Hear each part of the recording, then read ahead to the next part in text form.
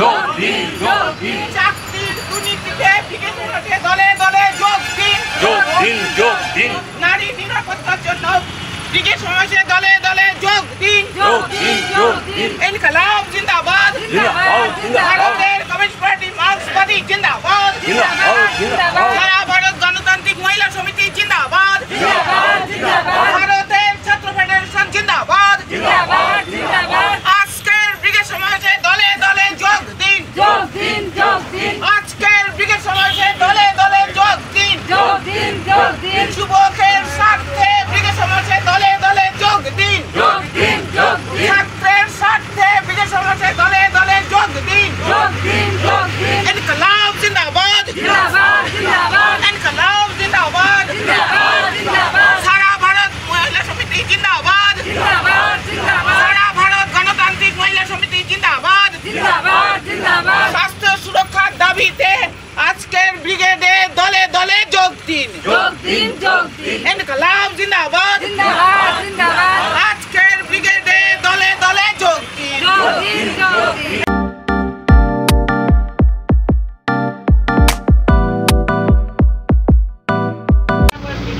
নমস্কার, সকলের সাথে সমাজের মাঝে অক্ষয় প্রতুল অকপট আছে। আজ সিপিএমের 4টি সংগঠনের গণসংগঠন শ্রমিক, কৃষক, ক্ষেত মজুর এবং বস্তি উন্নয়ন এদের ডাকে ব্রিগেড সমাবেশের আয়োজন করা হয়েছে। আমরা এখন একটি বাসে আছি, যে বাসটিতে নদিয়া জেলার চাকদাহ তাতলা 2 নম্বর পঞ্চায়েতের বামপন্থী সিপিএমের কর্মী সমর্থকেরা তারা এখন ব্রিগেডের উদ্দেশ্যে রওনা দিয়েছে। এই মুহূর্তে আমি পাশে পেয়েছি আমাদের নদিয়া জেলার গণতান্ত্রিক মহিলা সমিতির সম্পাদিকা এবং সিপিআইএম জেলা কমিটির অন্যতম সদস্যা মধুসন্ধ্যা গুহকে। মধুসন্ধ্যাদি, আপনি এরা কত ব্রিগেড যাচ্ছেন? আমার রাজনীতিতে পা দেওয়ার পর যতগুলো ব্রিগেড হয়েছে সমস্ত ব্রিগেডেই আমি অংশগ্রহণ করেছি। তবে আমি আপনাকে বলতে পারি যে প্রত্যেকটা ব্রিগেড এক একটা মাত্রা নিয়ে আসছে। যে আমাদের 2023 সালে যে ইনসাফ যাত্রাকে সংগঠিত করে যে ব্রিগেড হয়েছিল, সেই ব্রিগেডে আমরা যুবদের আহ্বানে ব্রিগেড ছিল, আমরা সবাই কিন্তু সমস্ত বামপন্থী গণসংগঠন অংশগ্রহণ করেছিলাম। এবারের সেই ব্রিগেডে ইনসাফ যে ব্রিগেড, সেই ব্রিগেডে বলা হয়েছিল যে আমার রাজ্যের অভ্যন্তরে চোর ডাকাতে ভরে গেছে, চোর ধরো জেল ভরো। আর এইবারের ব্রিগেড সেটা হচ্ছে চোর ধরা হয়েছে, চোর চিহ্নিত হয়েছে, চোরকে জেলে পড়া যাচ্ছে না। কিছু চোর ধরা জেলে আছে আর কিছুকে জেলে পড়া যাচ্ছে না। এটাই হচ্ছে তফাৎ। যেগুলো এখনো বাইরে আছে বড় বড় চোরগুলো, যেগুলো কিনা ওই আরএসএস আর হচ্ছে বিজেপি কেন্দ্রের সরকারের বদান্যতায় তাদের মাথায় হাত আছে, তাদের জন্য ওরা এখনো জেলের বাইরে আছে। ওদেরকে জেলে ঢোকাতে হবে। আমাদের যে কর্পোরেট যে নীতি আছে কেন্দ্রের, তার বিরুদ্ধে আমাদের আজকের এই ব্রিগেড। আপনার কি মনে হচ্ছে এই ব্রিগেড থেকে 2026-এর নির্বাচনে প্রাসঙ্গিক হতে পারবে বামফ্রন্ট বা সিপিএম? অবশ্যই অবশ্যই হবে। এই কারণে এইবারের ব্রিগেড শুধুমাত্র ক্ষেত মজুর, শ্রমিক, কৃষক, বস্তি সংগঠন, ছাত্র, যুব, মহিলা না, এবারে ব্রিগেডে আরও অনেক সংখ্যক মানুষ যুক্ত হবে। এটা ভাবুন, এই কিছুদিন আগে আমাদের যে অভয়ার কাণ্ড ঘটে গেল, সেই অভয়ার কাণ্ডে রাত দখল, দিন দখল কর্মসূচি হয়েছিল, রাজনৈতিক অরাজনৈতিক ব্যানারে মানুষ সংগঠিত হয়েছিল। সেই অভয়া কিন্তু বিচার পায়নি। সমস্ত স্বাস্থ্য ব্যবস্থা দুর্নীতি এখনো বহাল তবিয়তে আছে। তারপরেও তো বিধানসভার উপনির্বাচনে মানুষ তৃণমূলকে ভোটে জয়ী করে। হ্যাঁ, যে রাজ্যের অভ্যন্তরে থ্রেট কালচার চলছে, ডাক্তারদের যেভাবে থ্রেট দেওয়া হচ্ছে, সেই ডাক্তাররা আজকে আমাদের এই ব্রিগেড সমাবেশে যাবে। আর যে 26,000 যে চাকরি শিক্ষাকর্মী, তাদের যে চাকরি গেল শিক্ষকের, তাদের সঙ্গে যুক্ত যে অসংখ্য পরিবার, তারা আজকে যাবে ব্রিগেডে যে হকের লড়াই লড়বার জন্য। হকের লড়াই, যেটা কিনা আমার রাজ্যের মুখ্যমন্ত্রী যেটা করতে পারলো না ইচ্ছাকৃতভাবে, যোগ্য অযোগ্যকে চিহ্নিত করতে পারলো না, সুপ্রিম কোর্টে 20টা সওয়ালের মধ্যে সেটা চিহ্নিত করতে পারলো না। ফলে শিক্ষকরা যোগ্য শিক্ষকরা বুঝে গেছে যে কিনা রাজ্য সরকার অযোগ্যদের পক্ষে, দুর্নীতির পক্ষে, ফলে সবাই যাবে। এবং আপনারা বলবেন যে তার রিফ্লেকশন তো ভোটে হচ্ছে না এই কারণেই বাইনারি তৈরি করছে। আপনারা লক্ষ্য করুন, এই বাইনারি আপনারা ভাঙতে পারছেন না? অবশ্যই ভাঙবো। এই বাইনারি ভাঙবে সাধারণ মানুষ। এই 26 নির্বাচনকে সামনে রেখে আবারও আরএসএস, এই মোহন ভাগবত 10 দিন আমার রাজ্যের অভ্যন্তরে বসবাস করে গেল। এখানে তার এই 11 বছরে 3000টার মতো এই আরএসএস এর শাখা সংগঠন আমার রাজ্যের অভ্যন্তরে গড়ে উঠেছে এই মমতা ব্যানার্জির সাহায্য সহযোগিতায়।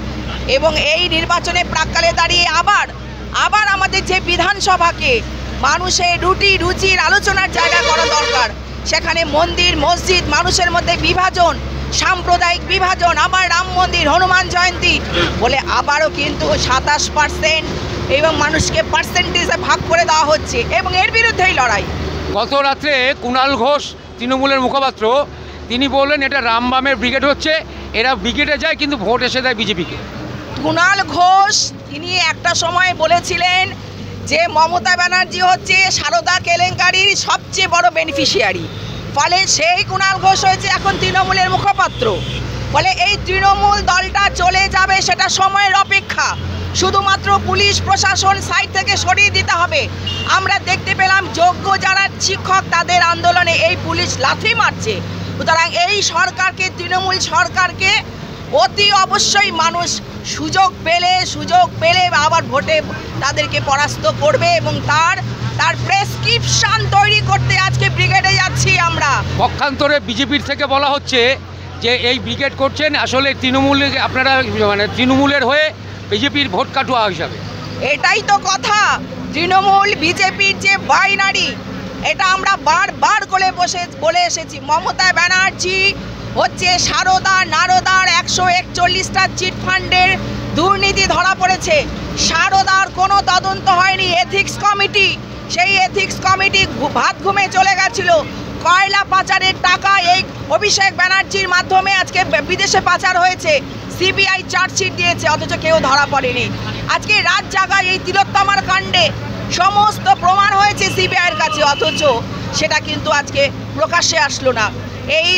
এই বিজেপি, এই আরএসএস মমতা ব্যানার্জিকে রেখে দিচ্ছে কিনা বামপন্থীদের উত্থান হবে সেই কারণে। মুর্শিদাবাদে যে ঘটনা ঘটেছে তাতে বলছে হিন্দু মুসলিম দ্বন্দ্ব, এবং হিন্দুদের জন্য শুভেন্দু অধিকারী বলছে যে আগামী দিনে সব হিন্দুদের একাট্টা হতে হবে, নাহলে এখানে আরও বেশি অবস্থা খারাপ হবে। এটাই তো ওরা চায়। আমরা তো এখানেই আমাদের লড়াই হচ্ছে রুজি কর্মসংস্থান, শিক্ষা, স্বাস্থ্য, বাসস্থান।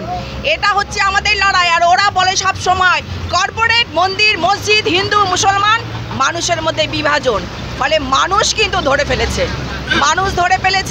ফলে এই লড়াই আমরা জিতব। আপনার কি ধারণা যে এইবারের এই ব্রিগেড থেকে আপনারা যে চার্জ আউট হবে তাতে আগামী বিধানসভা আইনসভায় বামেরা বা সিপিএম প্রাসঙ্গিক হবে? অবশ্যই প্রাসঙ্গিক হবে বলেই আজকে তৃণমূল বিজেপির গাত্রদাহ শুরু হয়ে গেছে এবং মানুষ আমাদের সাথে আছে, মানুষ আমাদের সাথে আরও বেশি করে। সেই কারণেই তো মানুষ আছে বলেই তো পঞ্চায়েতে ভোট দিতে দেয় না। সেই কারণেই যে দুটো দলের তো একই নীতি, জমি নীতি থেকে আরম্ভ করে বিরোধী শূন্য করে দাও। ওই নরেন্দ্র মোদী সরকার বিরোধী শূন্য করে বিভিন্ন কর্পোরেট যে পক্ষে আইনগুলো পাশ করাচ্ছে, বিরোধী শূন্য করে জনবিরোধী নীতিগুলি পাশ করাচ্ছে, শ্রম কোড বাতিল করছে, নতুন করে শ্রম আইন বাতিল করে শ্রম কোড চালু করছে, কৃষি সহায়ক মূল্য দিচ্ছে না, এটা করছে। আর হচ্ছে আমার রাজ্যের অভ্যন্তরে মমতা ব্যানার্জি তাই করছে। এর বিরুদ্ধেই আমাদের লড়াই।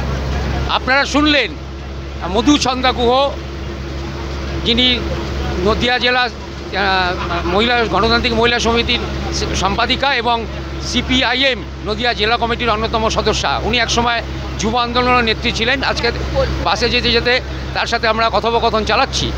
এখন মধুচন্দ্রাকে বলি যে আপনার এই যে আজকে ব্রিগেড সমাবেশ, আপনি প্রত্যয় জানালেন এবং তৃণমূল এবং বিজেপির বিরুদ্ধে সিপিএম আবার আইনসভায় প্রাসঙ্গিক হবে, বলুন আপনি।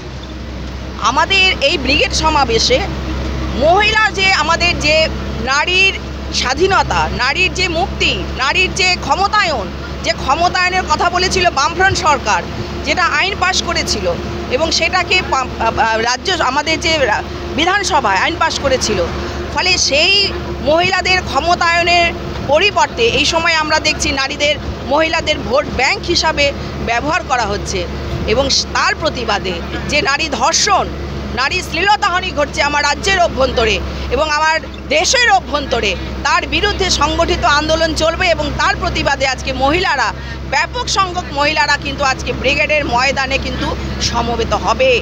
তার মানে আপনারা প্রত্যয়ী আছেন? একদম প্রত্যয়ী। শুনলেন মহিলা নেত্রীর কথা। দেখতে থাকুন, সকলের সাথে সমাজের মাঝে অক্ষয় প্রতুল অকপট আছে। এখানে বেশ কিছু সংখ্যায় মা বোনেরা, মহিলারা এবং সকলেই তারা আজকের এই ব্রিগেড সমাবেশের পথে রওনা দিয়েছে।